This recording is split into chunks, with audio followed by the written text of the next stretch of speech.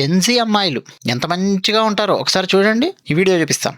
ये सरकार क्यों नहीं सुन रही है? मोदी सरकार इसलिए नहीं सुनना चाहती क्योंकि उनका हनीमून पीरियड चल रहा है मेलोनी के साथ। हनीमून मनाने दो एटलीस्ट। अनपढ़ है वो, अनपढ़ लिटरली। उसको तुमने पीएम बनाया, चाय वाला, चाय बनाना, चाय बेची। चाय भी तो यही चाहता है ना, चाय बेचे। अब तो वो चाय बेचने लायक भी नहीं है, उसको देश से निकाले के कुत्ते को। लोटी याद रहती है, उसको ले जाना, बट यहाँ पे भूखे लोग नहीं दिखते उस बड़वे। చూసారా ఏం మాట్లాడుతున్నారో తెలుసా? నరేంద్ర మోదీ హనీమూన్ చేసుకుంటున్నాడు. ఎవరితోనట?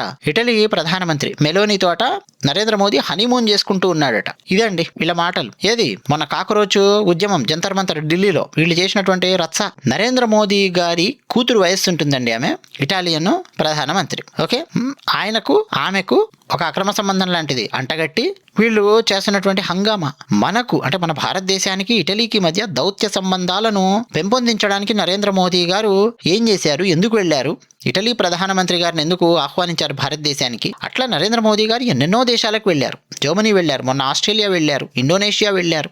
అంటే ఆయా దేశాలతో మన భారతదేశానికి మధ్య దౌత్య సంబంధాలు, వ్యాపార సంబంధాలు, స్నేహ సంబంధాలు అవన్నీ నెక్స్ట్ లెవెల్కి తీసుకెళ్లడము, ఏమన్నా కొంచెము బ్రేక్ అయి ఉంటే వాటిని మళ్ళీ రిపేర్ చేయడము, పునరుద్ధరించడము, ఆల్రెడీ మంచి స్నేహ సంబంధాలు ఉన్నటువంటి దేశాలతో నెక్స్ట్ లెవెల్ దౌత్య సంబంధాలను మరింత బలోపేతం చేయడము, అలాగే ఫ్రీ ట్రేడ్ అనేది దేశాల మధ్య చేసుకోవడము. ఫర్ ఎగ్జాంపుల్ న్యూజిలాండ్తో కొన్ని ప్రోడక్ట్స్ మీద, అలాగే యూకేతో దాదాపు 99% ఆఫ్ ద ప్రోడక్ట్స్ మీద యూకే అండ్ ఇండియా మధ్యలో వెళ్తున్నటువంటి ప్రోడక్ట్స్ మధ్యలో ఫ్రీ ట్రేడ్ అగ్రిమెంట్ తీసుకురావడము. ఇట్లా ఏమేం చేయాలో మోదీ గారు అవన్నీ చేస్తున్నారు. అందులో భాగంగా 5 దేశాల పర్యటనలో భాగంగా మధ్య ఇటలీకి కూడా వెళ్ళారు, వచ్చారు. నిజానికి ఇటలీ ప్రధానమంత్రి ఆమె నరేంద్ర మోదీ గారికి అభిమాని, నరేంద్ర మోదీ గారిని అభిమానిస్తారు, చెప్తారు. నరేంద్ర మోదీ గారు అంత జనాభా ఉన్నటువంటి భారతదేశాన్ని ఆయన చూసుకుంటున్నటువంటి తీరు, ఆయన తీసుకుంటున్నటువంటి చర్యలు అవన్నీ మా అందరికీ చాలా ఇన్స్పిరేషన్ గా నిలుస్తాయి అని చెప్పి ఆమె మాట్లాడారు.